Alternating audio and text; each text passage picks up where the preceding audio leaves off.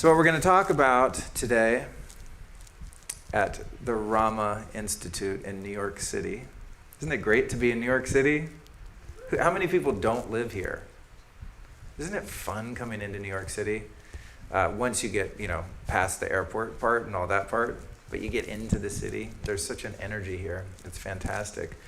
What we're going to talk about tonight on this 27th day of October 2018 is how we can experience a more full and more rich version of each of our lives, and as we just did in that exercise, we're writing down some things that are blocking us, some things that are in our way, and that is really what the problem is. If there's ever a problem in any of our lives, it's not that there's not enough love in the world. It's not that there is no God, or that there is no universal intelligence or great spirit or higher power.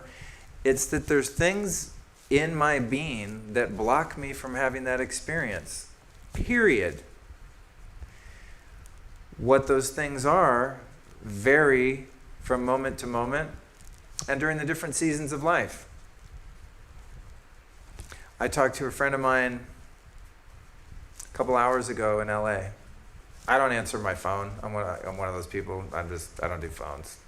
Even if it's like my best friend, I'm like, duh, don't answer. What is that? Like decline? That's my button. Decline. Just like, call. You don't text before you call. Are you insane? So my friend called, and it was a missed call because I ignored it, of course. And then I thought, I better call him back. I felt guilty. And my intuition was right. I called him back, and a dear friend of his had died.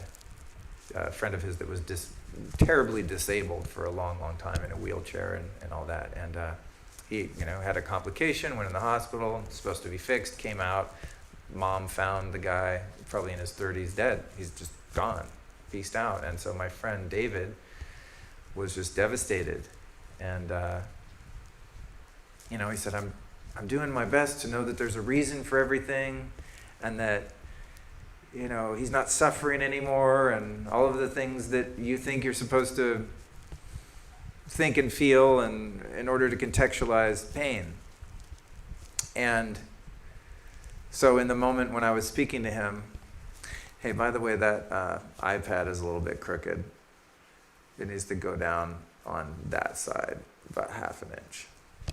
Thank you. People that watch the Facebook Lives are very finicky. A little bit more. Yeah, there you go. A little bit more.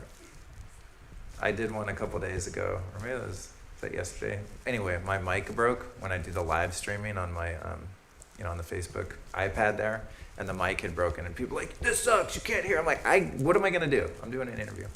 So David is feeling this emotional pain, this loss. And from a very detached place, quite obviously, or at least probably what he's experiencing is the loss of an attachment. There's something there that he feels he needs, that he's experienced before, that he wants to continue to experience, and enjoying that person's company, or the experience of that person's love or appreciation, or the memories, or the history. And so what's blocking him in that moment from having the amazing time that I'm having? I'm fine. No one I know just passed away, right? So what's the difference between he and I in that moment? The difference is that he's feeling the uncomfortable sensations in his body that we call feelings and that we call emotions. And that's literally the only thing that's different between his day and my day.